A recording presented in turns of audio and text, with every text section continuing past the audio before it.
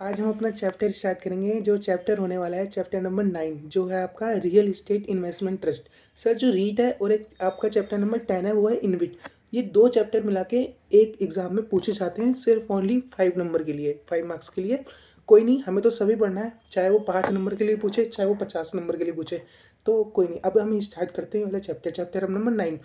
Sir ये regulation एकदम बहुत पुरानी नहीं है, अभी आई है। सर अभी कब रेगुलेशन है आपकी? 2014 में, मतलब 2014। तो मेरे पास एक लिस्ट है, ये देखो, ये लिस्ट है, अगर आपको दिख रही है ये पूरी लिस्ट जो मैंने आपको पढ़ा दी, ये सारे टॉपिक हेड लिखे हैं, ये सारे टॉपिक मैंने आपको पढ़ा दिए, तो समझ लो आपको पूरा रीड एक ही बार में कवर अप हो जाएगा।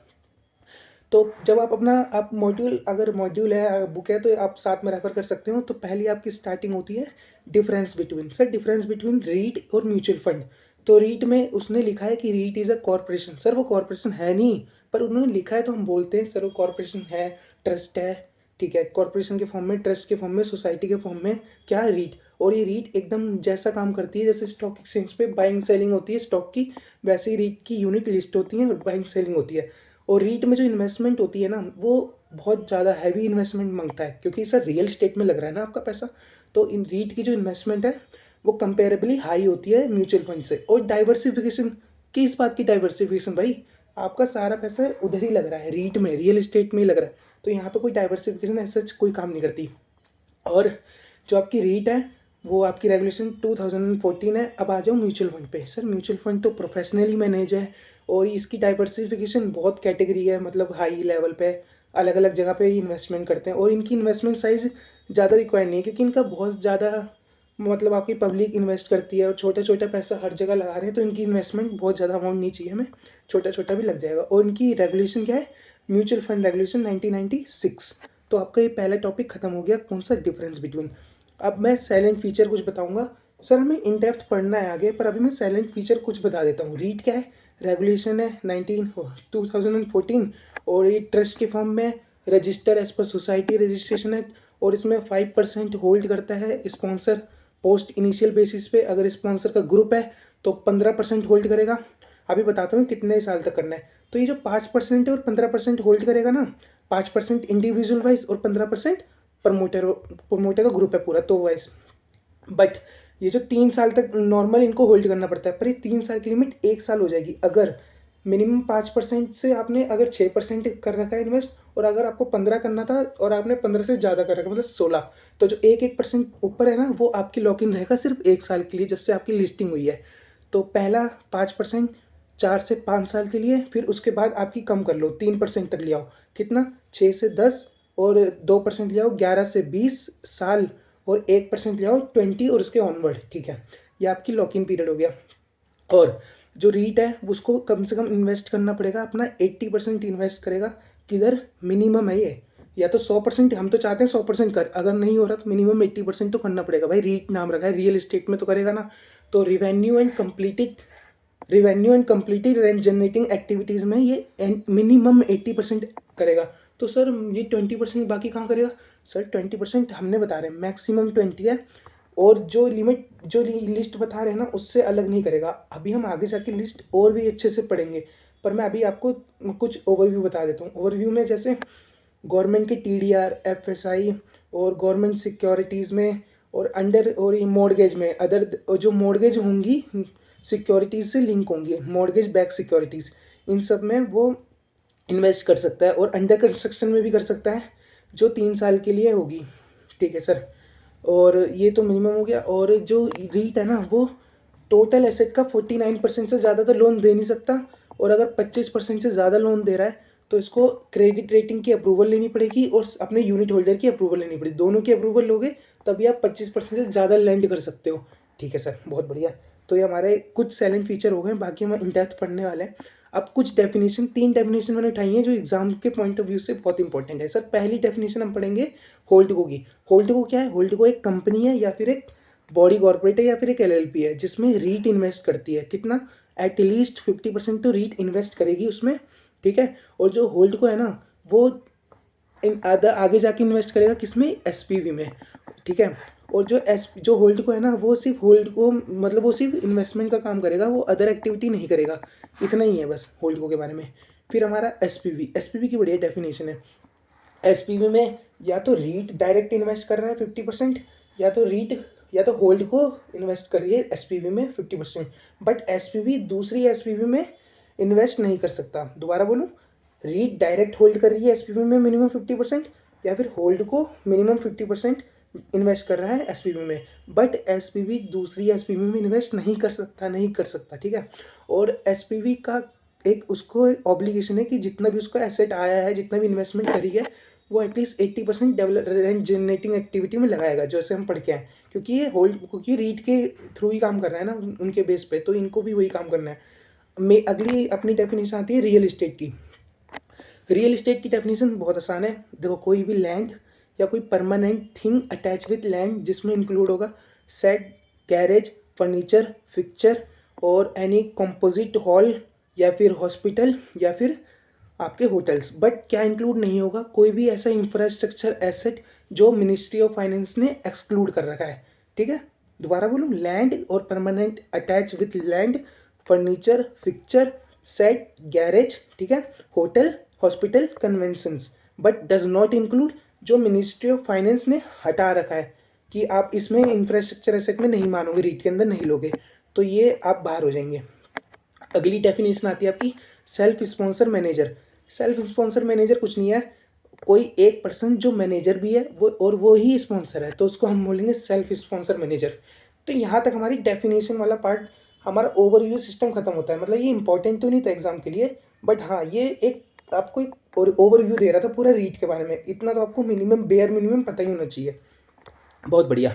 अब यहाँ से आपका मेन क्राइटेरिया एग्जाम, जो एग्जाम वाला मटेरियल है वो स्टार्ट हो गया। तो पहली आपकी एलिजिबिलिटी क्राइटेरिया स्टार्ट होता है। एलिजिबिलिटी क्राइटेरिया किसका? पहला एप्लीकेंट का। तो एप्लीकेंट कौन होता है? कोई भी पर्सन रीट के एक्ट नहीं कर सकता अनलेस वो सेबी से रीट रेगुलेशन में रजिस्टर ना हो, ठीक है। और जो इतना ही था एप्लीकेंट में। अब आया हमारा क्राइटेरिया एप्लीकेंट का, ठीक है। दूसरा कि ये जो एप्लीकेंट है ना, वो कोई भी स्पॉन्सर होगा, स्पॉन्सर बनाएगा ना रीट, या स्पॉन्सर होगा या कोई ऐसा पर्सन जो बिहाफ ऑफ ट्रस्ट में जा रहा है, ठीक है। और ये जो एप्लीकेंट होगा ना, जो ट्रस्ट डीड होगी वो रजिस्टर करवाएगा एज पर इंडियन ट्रस्ट एक्ट और रजिस्ट्रेशन एक्ट दोनों। एंड थर्ड, जो ट्रस्ट डीड में कंटेन होगा कि जो मेन ऑब्जेक्ट है जो रीट का, वो उसमें क्या क्या करने जा रही है, वो ट्रस्ट डीड में सब लिखा होगा, ठीक है सर। और जो ट्रस्ट डीड में ये भी लिखा होगा कि roles and responsibility, duties, obligation किसकी? ट्रस्टीज की लिखी होंगी। और उसमें ये भी बताया जाएगा कि मैं मतलब स्पॉन्सर, ट्रस्टी, मैनेजर, ये सब सेपरेट एंटिटी है, मतलब सेपरेट पर्सन है, ये एक दूसरे से इंटरलिंक नहीं होने चाहिए। ये था आपका इस एप्लीकेंट का क्राइटेरिया। दूसरा क्राइटेरिया आपका आता है स्पॉन्सर का। बहुत बढ़िया। स्पॉन्सर कौन है? जो एटलीस्ट 5% होल्ड करेगा पोस्ट इनिशियल बेसिस में यूनिट की रीट, जो एटलीस्ट होल्ड करेगा 5% पोस्ट इनिशियल बेसिस पे रीट की यूनिट, ठीक है। और जो स्पॉन्सर होगा वो क्लियरली आइडेंटिफाइड होगा जब हम सेबी के पास रजिस्ट्रेशन की एप्लीकेशन लगा रहे हैं उसमें, या फिर प्लेसमेंट मेमोरेंडम में कर रहे हैं तब आप उसका। और अगर स्पॉन्सर ग्रुप है तो फिर स्पॉन्सर ग्रुप है तो फिर एक पर्सन होगा जो क्लियरली आइडेंटिफाइड होगा, ये भी यहाँ पे क्लियरली आइडेंटिफाइड ही है। एंड फोर्थ क्या कंडीशन क्या आती है कि ऐसे तो स्पॉन्सर मिनिमम नेटवर्थ अगर इंडिविजुअल है तो 20 करोड़ की मिनिमम नेटवर्थ होगी उसकी, और अगर वो स्पॉन्सर पूरा ग्रुप आ रहा है तो कलेक्टिवली वाइज उनकी एटलीस्ट 100 करोड़ की तो नेटवर्थ होनी चाहिए। और कुछ कंडीशन रहती हैं ऐसी हैं जो हम जिसको मान लेंगे कि वो तुम स्पॉन्सर हो। कौन? जो डायरेक्टली और इनडायरेक्टली होल्ड कर रहा है, किसमें? एसपीवी में या फिर होल्डको में, ठीक है, एसेट में, ठीक है। और दूसरा, जो पोस्ट यूनिट होल्ड कर रहा है, किसमें? रीट में, वो उसको मान लेंगे स्पॉन्सर। और या फिर जो एसेट होल्ड कर रहा है डायरेक्टली इनडायरेक्टली होल्ड को या फिर रीट में, उसको स्पॉन्सर मान लिया जाएगा। और अगर ऐसा पर्सन जिसकी एडवाइस से रीट काम कर रही है तो उसको भी स्पॉन्सर मान लिया जाएगा। दोबारा आते हैं सर, पूरी कंडीशन मैं दोबारा बताता हूँ स्पॉन्सर की। स्पॉन्सर कौन है? स्पॉन्सर एक ऐसा पर्सन है जो 5% होल्ड कर रहा है पोस्ट इनिशियल बेसिस पे, किसमें? रीट में, पहला। और जो स्पॉन्सर होगा वो क्लियरली आइडेंटिफाइड होगा एप्लीकेशन में या प्लेसमेंट मेमोरेंडम में, ठीक है। और जो स्पॉन्सर है ना, वो मिनिमम नेटवर्थ 20 करोड़ इंडिविजुअल है तो, और अगर पूरा ग्रुप है तो 100 करोड़ की, ठीक है। और स्पॉन्सर का जो क्लियरली आइडेंटिफाइड होगा, और अगर एक ग्रुप है तो उसमें एक पर्सन ऐसा होगा जो हाँ भाई हम जिसको बोल सके ये बंदा स्पॉन्सर है मेन, ठीक है, ठीक है।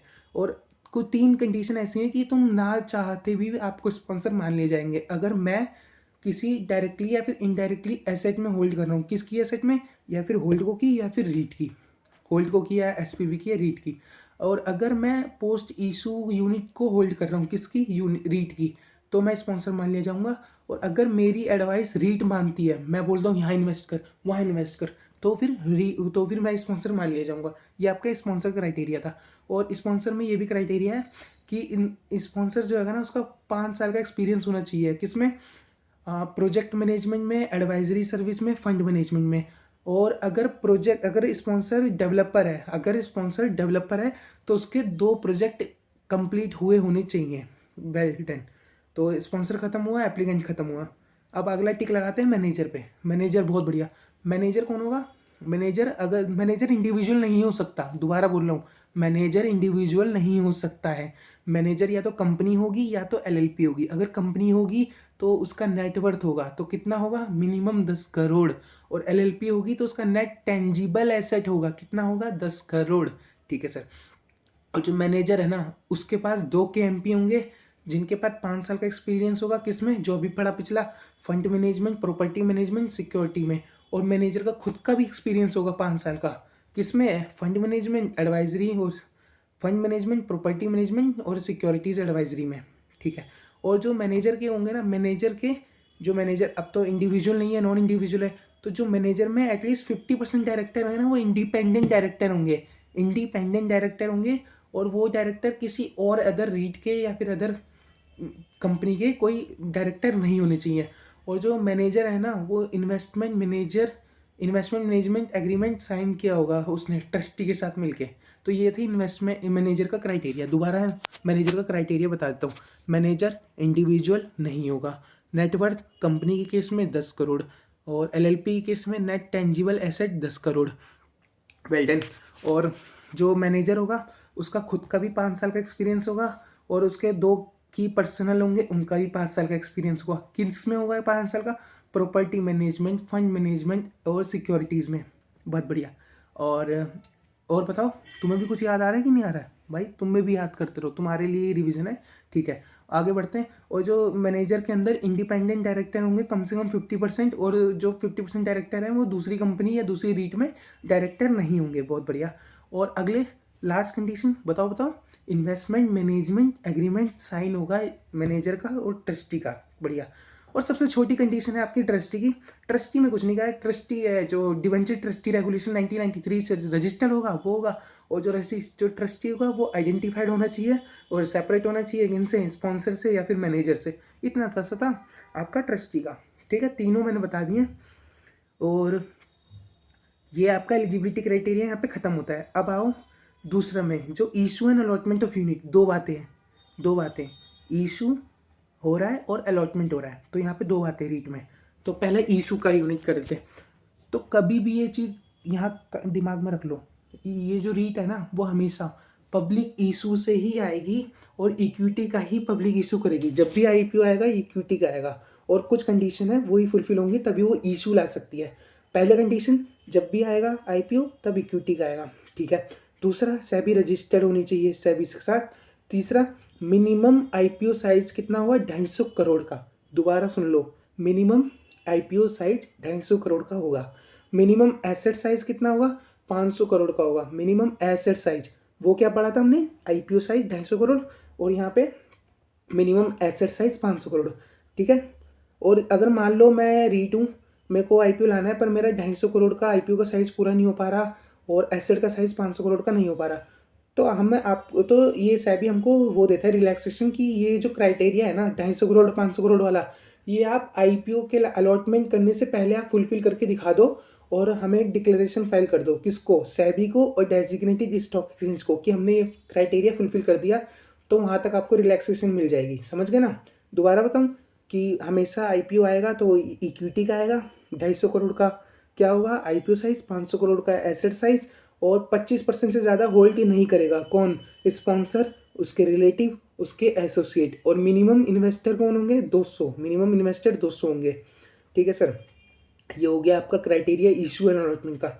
और जैसे हमने आईसीडीआर में पढ़ा था ना कि अगर आईपीओ आ रहा है तो अगर आईपीओ का साइज़ 1600 करोड़ से कम है, 1600 करोड़ से ज़्यादा है, 4000 करोड़ तक है और 4000 करोड़ से ज़्यादा है, तो ये यहाँ पे भी अप्लाई होता है। तो पहली कंडीशन क्या है, अगर आपका आईपीओ साइज 16 करोड़ से कम है, 1600 करोड़ से कम है, तो आपको प्राइमा फेसी मतलब शुरू में ही आपको 25% देना ही पड़ेगा, पब्लिक को अलॉट करना ही पड़ेगा सर। और अगर 1600 करोड़ से ज़्यादा है, 4000 करोड़ तक है, तो आप 400 करोड़ के आईपीओ साइज तक का पब्लिक को दे दो, ठीक है। तीसरी कंडीशन, आपका 4000 करोड़ से ज़्यादा का आईपीओ साइज है, भाई साहब क्या काम कर रहे हो तुम, तो वहाँ पे आपको 10% देना पड़ेगा मिनिमम। और सर यहाँ पे अगर आपको देखो 10% है और 400 करोड़ है, तो यहाँ आपको 3 साल का टाइम दिया है, 3 साल का टाइम दिया है कि आप 25% ले आना। सर 25% तो लाना ही पड़ेगा, ये तो क्राइटेरिया है ही है, ये तो SCRA का रूल है, रूल 19 अगर आपको याद हो तो, ठीक है। तो ये तो आपको फुलफिल करना ही करना है, 3 साल में लाना है, ठीक है सर। अब ये हो गया। और जो अगर हम मान लो जो हम इशू रीड को, जो हम स्पॉन्सर को यूनिट इशू कर रहे हैं या उसके रिलेटिव को कर रहे हैं या उसके एसोसिएट को कर रहे हैं, वो पब्लिक होल्डिंग का पार्ट नहीं बनेगा, ठीक है। अब यहाँ पे हमने इशू की कंडीशन देख ली। अब हम देखो, अब हम इशू करने जा रहे हैं तो ऑब्वियसली सी बात है मर्चेंट बैंकर तो अपॉइंट होगा, तो ठीक है। अब जो रीड का मैनेजर है वो मर्चेंट बैंकर को मर्चेंट बैंकर के through draft offer document file कराएगा, किसको, सेबी को, डेजिग्नेटेड स्टॉक एक्सचेंज को। दोबारा, रीट का मैनेजर मर्चेंट बैंकर के through draft offer document file करेगा, किसको, सेबी को या फिर डेजिग्नेटेड स्टॉक एक्सचेंज को। कब करेगा, 30 डेज पहले from the filing of offer document. 30 offer document file करने के 30 दिन पहले हमें कम से कम ये आपको फाइल करने देना है ड्राफ्ट ऑफर डॉक्यूमेंट, किसको, सेबी को, डेजिग्नेटेड स्टॉक एक्सचेंज को। सर लॉ में ही लिखा है 30 दिन, हम एक एक साल पहले कर देते हैं क्योंकि ऑब्जर्वेशन आने में टाइम लगता है ना, ये तो प्रैक्टिकल बात, तो एक साल पहले ही लोग कर देते हैं क्योंकि उनको पता है सेबी इतनी आसानी से ऑब्जर्वेशन नहीं देती। सर पहला क्राइटेरिया हमने कंप्लीट करा, चलो फर्दर सेकंड कंडीशन ये है कि जब से हमने देखो ये तो ड्राफ्ट ऑफर डॉक्यूमेंट फाइल कर दिया, किसको, सेबी को, डेजिग्नेटेड स्टॉक एक्सचेंज को। अब हमें ये जो अब पब्लिक कमेंट उठानी है, पब्लिक कमेंट उठानी है, तो हम सेबी, डेजिग्नेटेड स्टॉक एक्सचेंज और वेबसाइट किसकी, मर्चेंट बैंकर, 3 लोगों की वेबसाइट पे अपलोड कर देंगे पब्लिक कमेंट के लिए। और कितने दिन तक खुला रखेंगे, 21 डेज। 21 डेज में पब्लिक कमेंट के लिए हम खोल देंगे। अगर किसी को भी ऑब्जेक्शन है कि तुम क्यों आईपीओ ला रहे हो, तो वो ऑब्जेक्शन रेज कर सकता है। आफ्टर 21 डेज अब लीड मर्चेंट बैंकर अपॉइंट होगा। लीड मर्चेंट बैंकर देखेगा, ड्यू डिलिजेंस करेगा कि ये जो आईपीओ आ रहा है उसकी वेरासिटी और एडिक्वेसी चेक करेगा, ठीक है। और ये जो आफ्टर 21 डेज सेबी अपनी बातें मतलब अपने कमेंट्स, अपनी ऑब्जर्वेशन और जो पब्लिक से कमेंट आई हैं वो दोनों लीड मर्चेंट बैंकर को देगा, किसको देगा, लीड मर्चेंट बैंकर को। और वो लीड मर्चेंट बैंकर की रिस्पॉन्सिबिलिटी है, जब से हम ऑफर डॉक्यूमेंट फाइल करेंगे उससे पहले, ऑफर डॉक्यूमेंट फाइल करने से पहले सारी कमेंट सॉल्व हो जानी चाहिए, मतलब कोई भी किसी का ऑब्जेक्शन नहीं रहना चाहिए, सब कुछ सॉल्व क्लियर होना चाहिए, ठीक है। और जब से हम फाइनल डॉक्यूमेंट करेंगे ना उसके, जब देखो जब से कमेंट वमेंट सब कुछ फाइनल हो गया, कोई ऑब्जर्वेशन नहीं आई मान लो, और या फिर ऑब्जर्वेशन आई थी, सब कुछ क्लियर हो गया, कमेंट वमेंट सब क्लियर हो गई, तो हम मिनिमम 5 डेज को हमें देना पड़ेगा फाइनल ऑफर डॉक्यूमेंट फाइल करने के, ठीक है। और देखो जब से और हमें ना आईपीओ लाना है कब तक, ये क्राइटेरिया याद रखना। जब ऑब्जर्वेशन ऑप्शन सब कुछ क्लियर हो गया, अब हमें आईपीओ लाना होता है रीट को with in the period of 1 year. 1 साल के अंदर तो लाना ही लाना है आपको आईपीओ। नहीं लाए कहाँ से 1 साल काउंट होंगे, अभी बताया, ऑब्जर्वेशन से। ऑब्जर्वेशन से 1 साल के अंदर आपको आईपीओ लाना ही लाना है, नहीं तो ये सारी कंडीशन जो अभी हम पढ़ के आए 30 days, 21 days, due diligence, observation, public comment, ये दोबारा फाइल आपको प्रोसीजर पूरा करना पड़ेगा। तो 1 साल के अंदर आपको आईपीओ लाना है, ठीक है। अब फर्दर आगे बढ़ते हैं। ये जो रीट है ना वो इंडियन को भी दे सकता है और फॉरेन को भी दे सकता है, यूनिट अलॉट कर सकता है। और इसका मिनिमम अलॉट साइज कितना रहेगा, 10,000 से 15,000, सेम एज आईसीडीआर, ठीक है। और एक ट्रेडिंग यूनिट का साइज रहता है इनका, ठीक है। और अगर मान लो रिफंड करना है तो फिर रिफंड कितने दिनों में होगा, रिफंड 12 दिनों में होगा from the closure of issue, ठीक है। और अलॉटमेंट होगी 4 दिन के अंदर from the closure of issue, और लिस्टिंग हो जानी चाहिए 6 दिन के। अभी मैं आगे बताऊंगा ये सब लिस्टिंग वगैरह का, अभी मैंने ऊपर से बता दिया, 6 दिन का लिस्टिंग हो जानी चाहिए। और मान लो कुछ कंडीशन ऐसी दे रखी हैं जहाँ पे सेबी को रिफंड करना ही पड़ेगा पैसा, कि कब मान लो 200 इन्वेस्टर नहीं हुए और पब्लिक होल्डिंग अचीव नहीं हुई 25% पहले आईपीओ में ही, तो फिर आपको पैसा रिटर्न करना पड़ेगा। और एक कंडीशन और है, मान लो हमें ओवर सब्सक्रिप्शन हो गया, मतलब हमें चाहिए 100 रुपये और ओवर सब्सक्रिप्शन आ गए 150 रुपये। तो यहाँ पे एक कंडीशन दे रखी है, ये ध्यान से सुनना। हमें चाहिए थे 100 रुपये, आए हमारे पास 150 रुपये, ठीक है। अब ओवर सब्सक्रिप्शन हो गया तो इस केस में भी रिफंड का ऑप्शन हो रहा है, बट यहाँ पे रिफंड हम कर सकते हैं, पर 25% हम इशूज जितना हमें चाहिए था उसका 25% और एक्स्ट्रा हम अपने पास रख सकते हैं, ठीक है। मतलब 150 रुपये आया, 100 रुपये हमारी रिक्वायरमेंट थी, तो 25% तो कितना 25 रुपये हम और रख सकते हैं, पर उसको जनरल कॉर्पोरेट पर्पस में नहीं दिखाएंगे, उसको भी उसी एक्टिविटी में करेंगे जिसके लिए हमने 100% वाला पैसा उठाया था। हो आई होप ये तुम्हें समझ आया होगा, या एक बार दोबारा सुन लेना यही चीज़, ठीक है। और मान लो नॉर्मल केस में कि अगर कोई भी अगर मैनेजर फेल हो जाता है, किस में फेल हो जाता है, लिस्टिंग कराने में या फिर रिटर्न देने में, अलॉट करने में, तो मैनेजर की गलती है, तो मैनेजर 15% के हिसाब से पर एनम देगा, और ये वो फीस रिकवर नहीं कर सकता, ठीक है। क्रीज से रिकवर करता फिर रहा है, नहीं ऐसा नहीं होगा। और एक आपने ICDR में एक केस पढ़ा होगा, कौन सा, कि जो आपके वो जो होते हैं ना प्री इशू होल्डर, वो 1 साल का लॉक इन होता है, तो यहाँ पे भी सेम है। यहाँ पे अगर कोई प्री इशू होल्डर है जिसने IPO के अगर 1 साल पहले तक की सिक्योरिटी होल्ड कर रखी है, तो वो IPO में एग्जिट ले सकता है। और यहाँ पे जनरल कॉर्पोरेट पर्पस 10% होता है, वहाँ पे ICDR में 25% था, यहाँ पे आप जनरल कॉर्पोरेट पर्पस दिखा सकते हो ओनली ऑन 10%। सर यहाँ पे रीट का काम ही जनरल कॉर्पोरेट, क्योंकि जनरल कॉर्पोरेट पर्पस का काम ही क्या है, इनको एक ही तो काम है, रियल इस्टेट में पैसा लगाना है, तो तुम 25% कहाँ दिखा रहे हो उसको, तो 10% ही अलाउड किया है, ठीक है। यह हमारी कंडीशन पूरी हुई, कौन सी, इशू एंड अलॉटमेंट वाली, ठीक है। अब हमारा नेक्स्ट टॉपिक आया एंकर इन्वेस्टर। ये ICDR में भी सेम चलता है और यहाँ पे भी सेम चलता है रीट में। तो एंकर इन्वेस्टर कौन है, एंकर इन्वेस्टर बड़े एप्लीकेंट होते हैं जिनका एप्लीकेशन साइज 10 करोड़ होता है, पहली कंडीशन ये।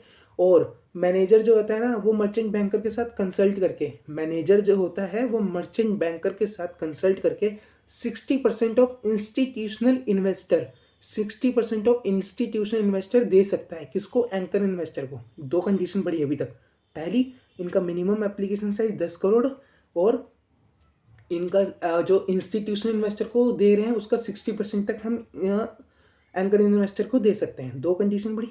तीसरी कंडीशन, अगर मान लो हम अलॉटमेंट कर रहे हैं एंकर इन्वेस्टर को 250 करोड़ तक की, तो मिनिमम 2, और अगर 250 करोड़ से ऊपर की अलॉटमेंट हो रही है तो वहाँ पे मिनिमम 5 एंकर इन्वेस्टर की जरूरत होती है, समझा। अगर मैं 250 करोड़ का अलॉटमेंट कर रहा हूँ तो मिनिमम 2 एंकर इन्वेस्टर, और 250 करोड़ से ऊपर मेरा साइज जा रहा है तो वहाँ पे मिनिमम 5 लोगों को तो देना ही देना पड़ेगा, खत्म सर। और नेक्स्ट, बहुत बढ़िया, जो हमारे नॉर्मल इन्वेस्टर होते हैं RII मान लो, उनको प्रोपोर्शनेट बेसिस पे अलॉटमेंट होती है, और ये हमारे एंकर इन्वेस्टर को डिस्क्रिशनरी बेसिस पे अलॉटमेंट होती है। ये पॉइंट याद रखने वाला है, यहाँ पे मेन पॉइंट ये भी है कि एंकर इन्वेस्टर को डिस्क्रिशनरी बेस पे अलॉटमेंट हो सकती है, और यहाँ पे इनको प्रोपोर्शनेट बेस पे अलॉटमेंट नहीं होती। और सबसे मेन पॉइंट जो एंकर इन्वेस्टर को सबसे अलग करता है, क्या, कि इनका एप्लीकेशन ये एक दिन पहले लगा सकते हैं, ओपन इशू ओपनिंग के एक दिन पहले ये एप्लीकेशन लगा सकते हैं, और उसी दिन इनको अलॉट हो जाएगा।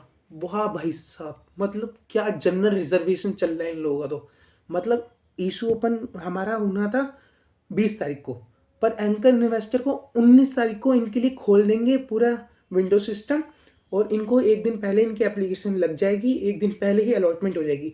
क्यों यार, ये एंकर इन्वेस्टर है और हमें पब्लिक को कॉन्फिडेंस देना होता है कि इतने बड़े बड़े लोग हमारे यहाँ हैं, तो उनको पब्लिक वो वेबसाइट पे भी तो दिखाएंगे ना, इसलिए वो वेबसाइट को दिखाने के चक्कर में एक दिन पहले अलॉटमेंट कर देते हैं, खत्म।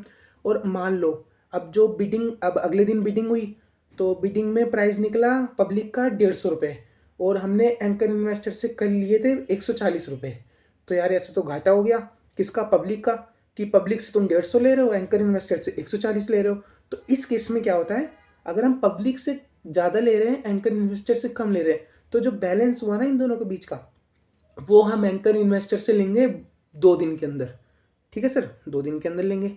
और मान लो इसी का उल्टा केस लगा लो कि एंकर इन्वेस्टर से लिए 150 रुपये और पब्लिक ने अपना बिडिंग प्रोसेस करा 140 का, तो क्या एंकर इन्वेस्टर वापस मांगेगा घंटा, एंकर इन्वेस्टर सिर्फ ज़्यादा देगा, ज़्यादा लेगा नहीं वापस, ठीक है, ये याद रखना। और एंकर इन्वेस्टर का लॉक इन 30 दिन, जब से उनको अलॉटमेंट हुई है, IPO से अलॉटमेंट हुई है, सिर्फ इनका 30 दिन का लॉक इन होता है, क्योंकि इनका ऑर्डिनरी कोर्स ऑफ बिजनेस है ना, यहाँ इन्वेस्ट करना, वहाँ भी इन्वेस्ट करना, तो इसलिए इनका 30 दिन का लॉगिन होता है। अगली कंडीशन आई आपकी opening of issue and subscription period. Opening of issue and subscription period, हाँ sorry, listing bidding process. Bidding process क्या है, सबने पढ़ा है और एग्जीक्यूटिव में भी पढ़ के है कि क्या जो बिडिंग प्रोसेस होता है वो आसबा फैसिलिटी के थ्रू होता है। आसबा फैसिलिटी का मतलब application supported by blocked amount. दोबारा, application supported by blocked amount. तो ये किसको, ये इलेक्ट्रॉनिक सिस्टम होता है कि हम एक सेल्फ सिंडिकेटेड बैंक को अप्लाई करते हैं। सर सेल्फ सिंडिकेटेड बैंक कौन होते हैं, जो सेबी के द्वारा रजिस्टर्ड होते हैं, जिनका डायरेक्ट लिंक होता है ब्रोकर्स के साथ, जो आपको अलॉटमेंट कराने में मदद करते हैं। तो आपको पहले मैं प्रोसेस बता रहा हूँ कि आपको पहले एप्लीकेशन लगानी पड़ेगी सेल्फ सिंडिकेट बैंक को कि मैं आईपीओ में अप्लाई करना चाहता हूँ। ये सिर्फ आईपीओ की केस में अप्लाई होता है सर, ये आसबा फैसिलिटी वाला, ठीक है। तो जो आसबा ये बैंक है, अब वो बैंक ना आपका पैसा लेगा नहीं। अगर आपके बैंक में 1 लाख रुपए पड़े हैं, 15,000 रुपये का इशू साइज था। इशू मतलब आपको एक ट्रेडिंग यूनिट का साइज 15,000 रुपये था। तो 15,000 रुपये पे लियन लग जाएगा। लियन मतलब लॉक इन लग जाएगा। वो 15,000 निकाल नहीं सकते, पर 15,000 रुपये आपके बैंक अकाउंट में दिखाएगा। मान लो जो कंपनी ने अलॉटमेंट हमारी अप्रूव कर ली एप्लीकेशन, तो 15,000 वहाँ से कट जाएंगे। नहीं करी तो 15,000 रुपये जो लियन लगा हुआ था ना लॉक इन, वो लॉक इन नहीं लगेगा। मतलब अगर कुछ भी नहीं हुआ तो पैसे उतने थे ही और उतने ही दिखेंगे, और अगर कुछ हुआ तो 15,000 रुपये कटेंगे। ये आपका पूरा आसबा फैसिलिटी था। और एक दो कंडीशन इसमें और जुड़ गई हैं। कंडीशन नंबर क्या, कि मान लो जो हम इंस्टीट्यूशनल इन्वेस्टर हैं ना, छोटे मोटे, इनके लिए जैसे सबके लिए 30 दिन तक खुला है, तो अगर ये लोग चाहें तो आसबा फैसिलिटी में एक दिन इनके लिए कम कर सकते हैं। वाह भाई, ये क्या चल रहा है, हाँ चल रहा है, यही लॉ है कि अगर मान लो 30, पर इसमें एक कंडीशन हो रहा है कि जो मिनिमम ओपनिंग पीरियड है वो कौन कितना दिन होता है, 3 दिन। उतने से कम नहीं होगा, पर अगर मान लो 30 दिन के लिए खुला है, तो अगर हम आसबा फैसिलिटी वाले चाहें तो एक दिन कम कर सकते हैं।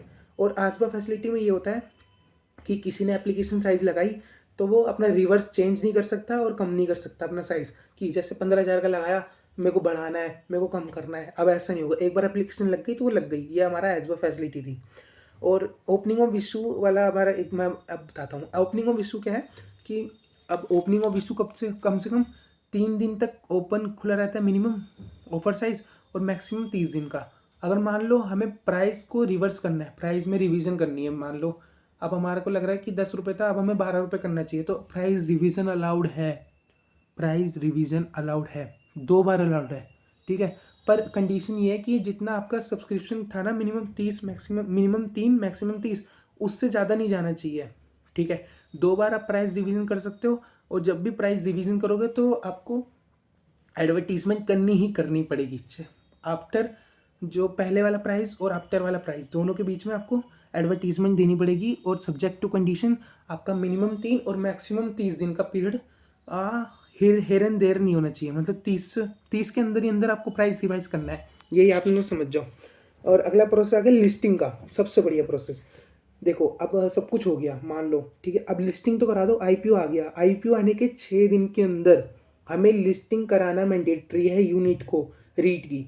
रीट को ऑब्लिगेशन है 6 दिन के अंदर लिस्टिंग करानी है। कहाँ से, जब से आईपीओ आया, ठीक है। दूसरी कंडीशन, ये लिस्टिंग होगी एज पर लिस्टिंग एग्रीमेंट। किसके साथ हुआ होगा, ऑब्वियसली सी बात है, सेबी के साथ, और सेबी के साथ और रीट के साथ। Designated stock exchange SEBI and REIT, 2 लोग। दूसरी कंडीशन हो गई। तीसरी कंडीशन, अगर मान लो, नहीं मैं अभी बताता हूँ, वो जो मेन वाली है वो लास्ट में बताऊंगा। तीसरी कंडीशन, जो ट्रेडिंग ऑफ सिक्योरिटीज होंगी वो ट्रेडिड सेटल होंगी। चौथी कंडीशन, जो भी लिस्टिंग होती है वो एक यूनिट के हिसाब से होगी। Minimum application size 10,000, maximum 15,000। ये अब मेन कंडीशन लिस्टिंग में यहाँ आती है। कंडीशन ये है, मान लो सब कुछ हो गया, पर भाई साहब रीट वाले इतने क्यूट निकले कि उन्होंने इन प्रिंसिपल अप्रूवल ही नहीं ली थी। किससे, कि डेजिग्नेटेड स्टॉक एक्सचेंज से, कि मेरी लिस्टिंग करवा देना। मतलब सारा काम हो गया और इन लोगों ने अब तक उनसे इन प्रिंसिपल अप्रूवल नहीं ली, और बाद में इन प्रिंसिपल अप्रूवल इनको मिली भी नहीं। तो अब तो गलती बहुत बड़ी हो गई। तो अब यहाँ पे मैनेजर ने सीधा रीट के ऊपर ऑब्लिगेशन है कि 15% इंटरेस्ट देगा from the date of allotment. वहाँ से जब भी जितना भी डिले हुआ, मतलब जितना भी यहाँ पे इनको ठस्सा मिल गया, धप्पा मिल गया, वहाँ तक इनको 15% इंटरेस्ट आपको देना पड़ेगा। ठीक है सर, ये था आपका लिस्टिंग वाला। अब लिस्टिंग पढ़ रहे हैं तो सर डी लिस्टिंग भी पढ़ा दो, डी लिस्टिंग भी पढ़ लो। डी लिस्टिंग तो और आसान है सर, मैनेजर अप्लाई कर देगा डी लिस्टिंग के लिए। कुछ केस दे रखे हैं कि मैनेजर वहाँ पे अप्लाई करेगा। किसको अप्लाई करेगा सर? देखो किस पे लिस्टिंग हुई थी, सेबी पे और डेजिग्नेटेड स्टॉक एक्सचेंज पे, तो इन्हीं दोनों पे अप्लाई करेगा, ऑब्वियसली सी बात है। तो मैनेजर अप्लाई करेगा किसको?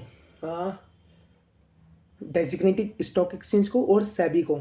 ठीक है, किसके लिए? लिस्टिंग के लिए, लिस्टिंग के लिए और डी लिस्टिंग के लिए, सॉरी डी लिस्टिंग के लिए अप्लाई करेगा सेबी को और स्टॉक एक्सचेंज को। ठीक है, किन केस में? पहला केस ये है कि अगर मान लो मिनिमम 25% से पब्लिक रिक्वायरमेंट थी मिनिमम 25% वो गिर गई, पहला केस में ये वो अप्लाई कर सकता है। दूसरे केस में कि मान लो सेबी को या फिर स्टॉक एक्सचेंज को ही लगता है कि तुम्हारी डी लिस्टिंग होनी चाहिए, तुम गधे हो, मतलब तुम्हें कुछ आता ही नहीं। तीसरी कंडीशन, स्पॉन्सर को या ट्रस्टी को लग रहा है कि डी लिस्टिंग होनी चाहिए और उन्होंने अप्रूवल ले ली यूनिट होल्डर से। ठीक है, चौथी कंडीशन, यूनिट होल्डर ने ही अपना, उनको लगता है, उन्होंने रेजोल्यूशन पास करा कि डी लिस्टिंग करवा दो, उनको ये अच्छा नहीं लग रहा वहाँ पे रहना। ठीक है, अब ये हो गई डी लिस्टिंग का क्राइटेरिया। और आगे होता है कि सेबी के पास वो है पावर कि मतलब डी लिस्ट ना करा के वो एडिशनल कंडीशंस उस पर इम्पोज कर दे ताकि डी लिस्टिंग से बच जाए। ठीक है, एडिशनल कंडीशन मतलब ज़्यादा टाइम प्रोवाइड कर दिया कि ठीक है चलो इतना टाइम और ले लो तुम यार, ठीक है तुम अच्छे बच्चे हो तो थोड़ा और टाइम ले लो, डी लिस्टिंग ना करवाओ प्लीज़। और या फिर अगर वो बोल रहा है कि डी लिस्टिंग कराना ही है, यहाँ तक पानी आ गया तो वहाँ पे अगर आपको डीलिस्टिंग कराना ही है तो आपको डीलिस्टिंग का पूरा प्रोसीजर बताना पड़ेगा सेबी को, और आप कैसे एग्जिट ऑप्शन दे रहे हो वो भी बताना पड़ेगा सेबी को। ठीक है, मतलब कि आप डीलिस्टिंग कैसे करोगे वो प्रोसीजर सेबी को बताना पड़ेगा, और कैसे आप एग्जिट ऑप्शन दोगे वो भी आपको बताना पड़ेगा सेबी को। डीलिस्टिंग खत्म। इन्वेस्टमेंट कंडीशंस, ये आ गया मेन पॉइंट, यहाँ से क्वेश्चन उठ सकता है एग्जाम के लिए। तो पहली क्या इन्वेस्टमेंट कंडीशन, ये है इन्वेस्टमेंट कंडीशन का पहला पॉइंट कि कहाँ कहाँ सेबी इन्वेस्ट कर सकती है। ठीक है, सेबी इन्वेस्ट करेगी होल्डको में, रीट कहाँ कहाँ इन्वेस्ट करेगी, या होल्डको में, एसपीवी में, या फिर प्रॉपर्टीज़ में, या फिर सिक्योरिटीज़ में, या फिर टीडीआर में। ये जहाँ भी हो रहा है ना ये सब चीज़ें, ये इंडिया के अंदर ही हो रही हैं, इंडिया के बाहर इन्वेस्ट नहीं करेगी वो। ठीक है, दोबारा कहाँ कहाँ इन्वेस्ट करेगी? एसपीवी में, होल्डको में, और सिक्योरिटीज़ में, प्रॉपर्टीज़ में, टीडीआर में। कहाँ पे? इंडिया में। पहला, कहाँ इन्वेस्ट नहीं करेगी? कहाँ इन्वेस्ट नहीं करेगी? कहाँ इन्वेस्ट नहीं करेगी? मॉर्गेज, अदर मॉर्गेज में नहीं करेगी, और एग्रीकल्चर लैंड में नहीं करेगी, वैकेंट लैंड में नहीं करेगी। दो कंडीशन हो गई। तीसरी कंडीशन, मिनिमम इन्वेस्टमेंट 80% तो करेगी। कहाँ पे? कौन सा अभी बताया था ना, completed and rent generating activity में 80% करेगी, और मैक्सिमम 20% इन्वेस्ट कहाँ कर सकती है। अब बताता हूँ कि कहाँ कहाँ, पूरी list. Under construction property from completion से 3 साल तक वो इन्वेस्ट कर सकती है, और अंडर कंस्ट्रक्शन है बट उसका कुछ पार्ट रिवेन्यू जनरेटिंग भी है। ठीक है, वो वहाँ पे 3 साल from the completion of the project. और तीसरा कि अगर कोई कंप्लीट प्रोजेक्ट है पर वो कोई रिवेन्यू जनरेट नहीं कर रहा, तो 3 साल from the date of purchase, ऊपर के दोनों में from the date of completion, यहाँ पे from the date of purchase. खत्म। और 20% वाली लिस्ट में बता रहा हूँ अभी, और आगे का कहाँ कर सकते? डेट सिक्योरिटीज़ में, पर डेट सिक्योरिटीज़ में उनकी में नहीं करेगा, एसपीवी की और होल्डको में। ठीक है, और अदर रीट में इन्वेस्ट नहीं कर सकता। ठीक है, और 20% TDR, FSI, government securities, money market securities में कर सकता है। ठीक है, ये 20% की लिमिट थी, ये स्पेसिफाइड है कि यहाँ यहाँ आपको करना है। दोबारा बता दूँ, दोबारा सुन लो। 80% तो completed and rent generating activity में जाना ही जाना है। 20% कहाँ जाएगा?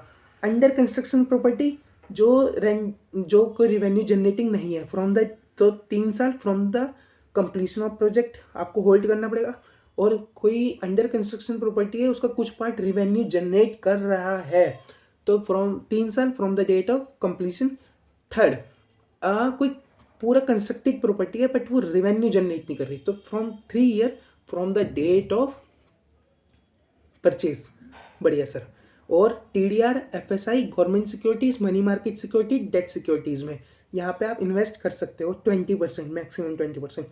और सबसे बढ़िया एक बात यहाँ पे निकल के आती है, मान लो रीट किस लिए बनी है? मतलब आपका मेन होल सोल पर्पस क्या था, रियल इस्टेट में लगाना।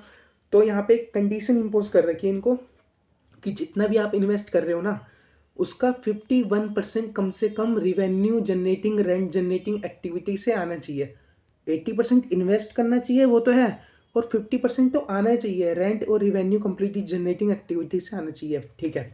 और ये जो तुम बोल रहे हो ना, ये हम चेक भी करेंगे हर साल 2 बार, हर 6 6 महीने में चेक होगा कि 51% आ रहा है ना, तो भी हम चेक करेंगे। मान लो कभी मार्केट मूवमेंट की वजह से ये चीज़ नहीं आ रही है, 50% 1% हमारा रिवेन्यू नहीं आ रहा रेंट जनरेटिंग से, या फिर कंप्लीटली रिवेन्यू जनरेटिंग प्रोजेक्ट से नहीं आ रहा, तो हम ट्रस्टी को बताएंगे ये बात। ट्रस्टी 6 महीने देगा, पहले 6 महीने मिलेंगे हमें ये 51 पे वापस आने के लिए, ठीक है।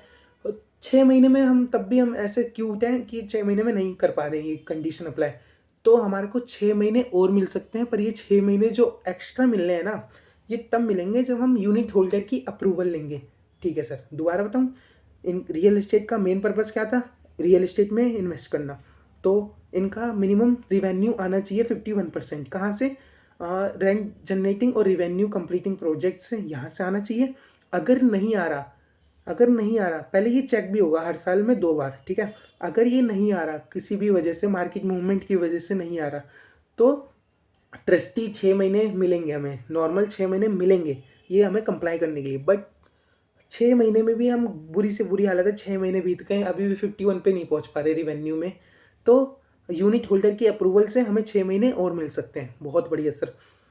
अगली पॉइंट क्या निकल के आया, अगर हम 10%, देख मैंने कहीं एसेट में होल्ड कर रखा है इंटरेस्ट में, मैंने रीट है, वो बड़ी बड़ी इन्वेस्टमेंट करते हैं भाई ये लोग। तो अगर मैं किसी भी इन्वेस्टमेंट का 10% जहाँ पे मेरी होल्डिंग थी वो बेच रहा हूँ, भाई बहुत बड़ी बात है सर। अगर मैं 10% या उससे ज़्यादा का बेच रहा हूँ ना, तो मेरे को अप्रूवल लगेगा यूनिट होल्डर का, ठीक है सर, बढ़िया। और डीलिस्टिंग हो गया, इन्वेस्टमेंट कंडीशन हो गई। अब इन्वेस्टमेंट कंडीशन में 2 4 बातें और हैं जो आपको बहुत ध्यान रखनी है। जो रीट है, एसएम रीट की बात नहीं कर रहा, एसएम रीट के लिए मैं अलग से वीडियो अपलोड करूंगा, अभी पीछे ही वाली मैंने वीडियो अपलोड कर चुका हूँ, वो आप देख सकते हो, ठीक है। तो अब आते हैं हम दोबारा किस पे, इन्वेस्टमेंट कंडीशन पे चल लेते हैं। तो ये जो रीट के ऊपर ना ऑब्लिगेशन होती है, ये हर 6 6 महीने में 90% जो भी इनको रिवेन्यू आ रहा है आफ्टर नेट डिस्ट्रीब्यूटल टैक्स, या वहाँ डिस्ट्रीब्यूट करेंगे यूनिट होल्डर को, हर 6 महीने में डिस्ट्रीब्यूट करेंगे जो भी इनको इनकम आ रही है, ठीक है। कितना, 90%। सर कितने दिनों में करेंगे, तो ये 6 महीने जहाँ से ख़त्म हुए ना, उसके 5 दिन के अंदर कर देंगे, 5 दिनों के अंदर इनको अलॉट कर देना है। पहले ये 5 दिन की लिमिट 15 दिन की थी, अब ये 5 दिन की हो गई है, तो ये आपको ये बात याद रखनी है। अमेंडमेंट आई थी तो ये 5 दिन कर दी गई है, पहले 15 दिन था। तो अब हर रीट को 6 6 महीने में डिस्ट्रीब्यूट करना है, और विद इन 5 डेज में करना है, from the date of declaration, खत्म। दूसरा, ये रीट को नहीं करना है, मतलब मत बांटो 6 6 महीने में, बट सब्जेक्ट टू, अगर रीट दिखा दे कि मेरे पास आगे और अपॉर्चुनिटीज़ हैं, मेरे को पैसा चाहिए, मेरे को अभी मत बांटने दो कृपया करके, मैं आगे इन्वेस्टमेंट है और ज़्यादा अपॉर्चुनिटी मिल रही है, वहाँ पे इन्वेस्ट करके और ज़्यादा रिवेन्यू आएगा, तो हम आपको छोड़ दे रहे हैं, आप पैसे मत दो। पर यार कितना छोड़ें, 1 साल हो गया, 1 साल तक वो कोई उन्होंने बस बोल के रखा है कि हम प्रपोज इन्वेस्टमेंट करेंगे, पैसा आ नहीं रहा। तो 1 साल के बाद अगर वो 1 साल तक कुछ भी इन्वेस्टमेंट नहीं कर रहा है, ये बातें बोलने के बाद भी, तो 1 साल के बाद 5 दिन में उसको करना पड़ेगा क्या, डिस्ट्रीब्यूट। तो ये तो ठीक है, पर आप क्या करें, जो 1 साल रुके तो उसके लिए मैनेजर रिस्पॉन्सिबल है, तो मैनेजर वहाँ से 15% पर एनम के हिसाब से वो अलग से एडिशनल पैसा भी देगा, मैनेजर के ऊपर डंडा है, ठीक है सर, बढ़िया। ये हमारी इन्वेस्टमेंट कंडीशन कंप्लीट होती हैं। अगला आया मीटिंग्स वाला।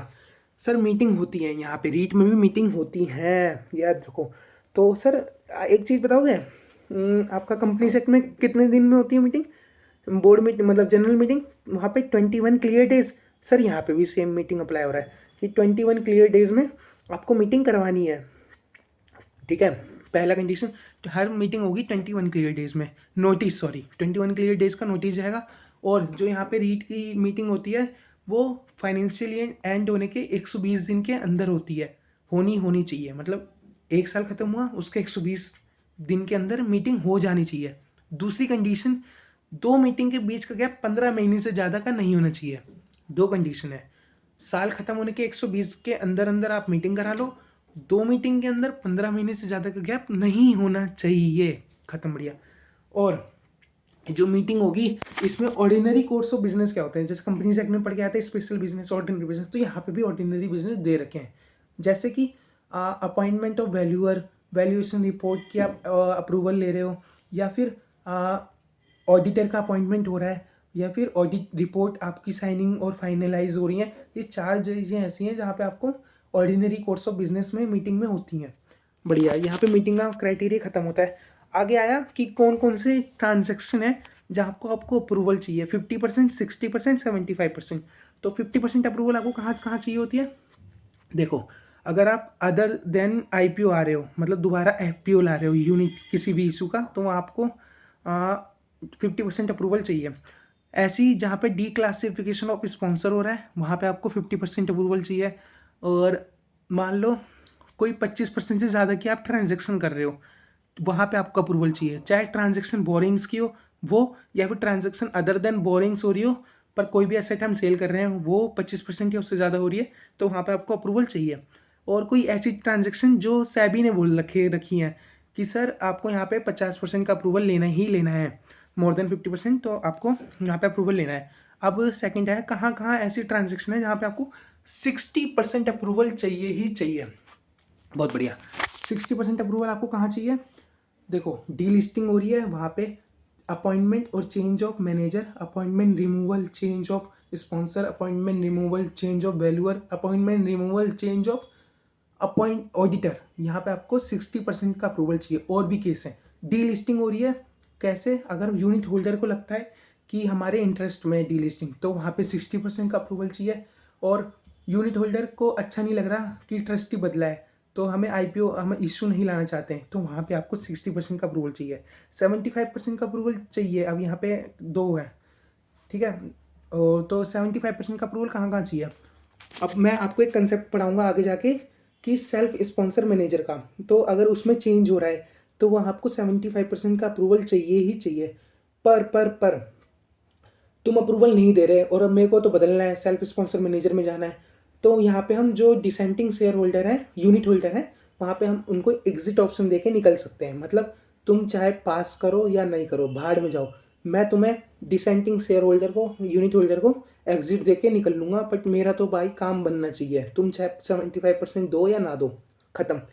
और आगे आया, अब हमारा मेन क्राइटेरिया है, ये भी अमेंडमेंट के थ्रू आया है, यहाँ से भी क्वेश्चन एक पुटअप हो सकता है, ठीक है। सेल्फ स्पॉन्सर मैनेजर कौन, सेल्फ स्पॉन्सर मैनेजर कुछ नहीं है। अगर मान लो कोई स्पॉन्सर है, वो जाना चाहता है, ठीक है, वो जाना चाहता है यहाँ डी एसोसिएट होना चाहता है किससे, रीच से, तो और वो मैनेजर को स्पॉन्सर बनाना चाहता है, तो वहाँ पे आपको कौन कौन सी कंडीशन अप्लाई करनी होगी, तब जाके ये डी एसोसिएशन वैलिड माना जाएगा और manager as a self sponsor manager मान लिया जाएगा। तो इनकी कुछ कंडीशन है, पहली कि रीट है वो 5 साल से लिस्ट होनी चाहिए, रीट में AAA की रेटिंग होनी चाहिए, 5 साल से सिमिलर रीट, पिछले 5 सालों में लगातार 12 डिस्ट्रीब्यूशन करा होना चाहिए, जो मैंने स्पॉन्सर था वो 5 साल पुराना बंदा होना चाहिए रीट में, और जो मैनेजर है वो स्पॉन्सर का क्राइटेरिया फुलफिल कर रहा है होना चाहिए। क्योंकि देखो, मैनेजर का जो हमने पढ़ा था नेटवर्थ 10 करोड़, पर स्पॉन्सर के केस में इंडिविजुअल 20 करोड़ थी, तो ये क्राइटेरिया ऐसा मान लो ये पूरा होना चाहिए। और मेन कंडीशन ये निकल के आती है कि देखो, जिस दिन से रीट यहाँ पे आया, तो जब से रीट आया उसके 3 साल पहले जो स्पॉन्सर ने अपनी कोई एसेट उसको ट्रांसफ़र नहीं करी हो रीट को, मतलब अपनी एसेट बेची ना हो रीट को, जो स्पॉन्सर निकलना चाह रहा है, वो एक कंडीशन ये। और दूसरी कंडीशन, जब से स्पॉन्सर निकला वहाँ से वो रीट से कोई भी यूनिट परचेज नहीं कर सकता 1 साल तक, ठीक है सर। दोबारा बताऊँ, दोबारा सुन लो, कि जब से रीट वो निकलना चाह रहा है उसके 3 साल पहले तक उसने कोई भी अपनी प्रॉपर्टी रीट को ट्रांसफ़र ना करी हो, और जब से वो निकला उसके 1 साल तक, अपने 1 साल तक उसने कोई भी यूनिट रीच से परचेज नहीं कर सकता। तो वो अगर ये सब कंडीशन अप्लाई हो रही है तो सेल्फ स्पॉन्सर मैनेजर बन सकता है, ख़त्म। अब आया डिस्क्लोजर, सर डिस्क्लोजर देने होते हैं रीट को, क्योंकि यहाँ पे भी सेबी एलओडीआर लग जाता है। आगे हम पढ़ेंगे इसका बोर्ड का डिस्क्लोजर गवर्नेंस इशू और भी पढ़ेंगे। तो यहाँ पे बोर्ड का सेबी एलओडीआर लग रहा है, मतलब डिस्क्लोजर किसको करना है, ऑब्वियसली यार हमारे ट्रस्टी मैनेजर तो आपस में खेलेंगे नहीं, तो यूनिट होल्डर को ही करेंगे। तो यूनिट होल्डर को डिस्क्लोजर देने हैं। कैसे देने हैं? हर साल में ख़त्म होने के 3 महीने के अंदर डिस्क्लोजर देने हैं, और अगर हाफ ईयरली भी देने हैं तो उसके एंड हाफ ईयर ख़त्म होने के 45 दिन के अंदर डिस्क्लोजर देने हैं। डिस्क्लोजर एज पर शेड्यूल 4 देंगे। शेड्यूल 4 हमारे में नहीं है, तो सिर्फ हमें यह मेंशन करना पड़ेगा कि शेड्यूल 4 के अकॉर्डिंग वो जाएंगे, क्या जाएंगे, डिस्क्लोजर। ठीक है। और यहाँ पे कुछ कुछ बातें और भी हैं, जैसे डिस्क्लोजर हमें और भी कुछ रिलेशन पे देने पड़ेंगे। अगर 5% से ज़्यादा हम बोरिंग्स ले रहे हैं, 5% से ज़्यादा इन्वेस्टमेंट कर रहे हैं, 5% से ज़्यादा डिस इन्वेस्टमेंट कर रहे हैं, वहाँ पे आपको अप्रूवल चाहिए, मतलब डिस्क्लोजर देना पड़ेगा। और हमारी मीटिंग कितनी हो रही है उसका डिस्क्लोजर, और क्या हम पहले कोई डिसिप्लिनरी एक्शन लिया गया था तो उसका डिस्क्लोजर, क्या हमारी एप्लीकेशन विड्रॉ हुई थी उसका डिस्क्लोजर। ये डिस्क्लोजर नॉर्म्स हमारे पूरे हुए। और लास्ट सेकंड टॉपिक सर खत्म होने वाला है रीड, और 45 मिनट हमारे होने वाले हैं, मतलब हम बहुत नियर 2-3 टॉपिक हैं, बस खत्म है। Strategic investor. स्ट्रैटेजिक इन्वेस्टर नया टॉपिक, ये एग्जाम में पूछा जा चुका है ये, और जो मैं अगला टॉपिक पढ़ाऊंगा वो 2 टॉपिक एग्जाम में आए हुए हैं पास्ट ईयर में, उठा के देख लेना। ठीक है सर। पहला स्ट्रैटेजिक इन्वेस्टर। स्ट्रैटेजिक इन्वेस्टर कौन होते हैं? पहले उसको बताने से पहले मैं ये बताना चाहता हूँ कि स्ट्रैटेजिक इन्वेस्टर क्या कितनी होल्डिंग पकड़ते हैं, मतलब उनकी मिनिमम होल्डिंग स्ट्रैटेजिक इन्वेस्टर की मिनिमम 5% और मोर होती है पोस्ट इनिशियल बेसिस पे रीट की। ठीक है। अब ये स्ट्रैटेजिक इन्वेस्टर में कौन कौन आता है? 7 लोग। दोबारा ये चीज़ें याद करनी पड़ेगी, 7 लोग आते हैं स्ट्रैटेजिक इन्वेस्टर में।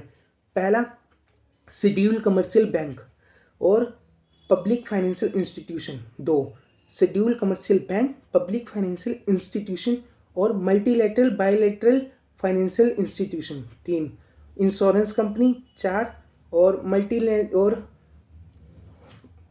Financial insurance company. 5 mutual fund. 6 और इंश्योरेंस कंपनी 7। दोबारा schedule commercial bank 1, public financial institutions 2 और insurance company 3, finance company 4, systematically important NBFC 5, multilateral bilateral securities 6, mutual fund 7। ये 7 लोग आपको दिमाग में याद करने पड़ेंगे। ठीक है। तो ये आपके आते हैं, और इनकी कंडीशन क्या है कि इनका लॉक इन होता है 180 दिन का, मिनिमम 5% होल्ड करते हैं, मैक्सिमम 25% तक जा सकते हैं। और इन लोगों को भी एंकर इन्वेस्टर की तरह है कि इनको भी कम नहीं देंगे उस प्राइस से जिस प्राइस से पब्लिक को दिया। दोबारा एक बार ये टॉपिक मैं आपको बताना चाहता हूँ, क्योंकि ये और अगला वाला जो मैं बता रहा हूँ एग्जाम में आएगा।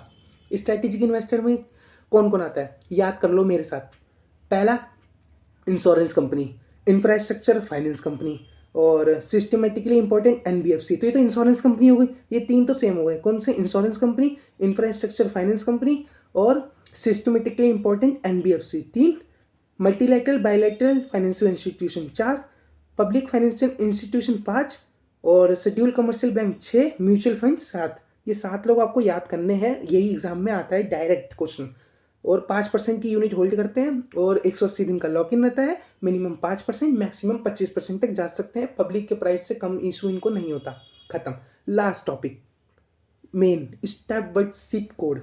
दोबारा स्टेप बाय स्टेप कोड, ये हमारा एग्जाम में आया हुआ है। स्टेप बाय स्टेप कोड ये कुछ डायरेक्ट जो कुछ यूनिट होल्डर होते हैं जो रीट में ना 10% और मोर होल्ड करके रखते हैं। तो एक जनरल रूल ये भी है कि अगर कोई बंदा 10% और मोर होल्ड कर रहा है ना, तो उसके पास पावर होती है नॉमिनी डायरेक्टर अपॉइंट करने की। ठीक है, ये याद रखना। ये यहाँ पे लिंक नहीं होता, पर मैंने एक आपको बता दिया ये पॉइंट। अब हमारा आया step by step code. Step by step code वाले बंदे होते हैं जो 10% और मोर होल्ड करके रखते हैं। ठीक है, इनके पास पावर होती है कॉम्प्रिहेंसिव पॉलिसी बनाने की, और ये कन्फ्लिक्ट को रिजोल्यूशन करते हैं। इनके पास पावर होती है वोट करने की, इनके पास पावर होती है रिव्यू चेक करने की, और ये जो रीट के जो हो रहे हैं ना डे टू डे ऑपरेशन, उसके अंदर ये देख सकते हैं स्कोप ऑफ एक्टिविटीज़ क्या हो रही हैं, इसमें इंटरवेंशन कर सकते हैं। तो ये सब स्टेप बाय स्टेप कोड का काम था। ठीक है सर, यहाँ पे हमारा चैप्टर कंप्लीट हुआ है रीट और एसएम रीट की मैंने ऑलरेडी वीडियो अपलोड कर चुका हूँ, वो आप देख लेना। ये और ये देखने पर आपका पूरा इंटायर चैप्टर बिलीव मी एक एक चीज़ कवर करी है। Okay bye.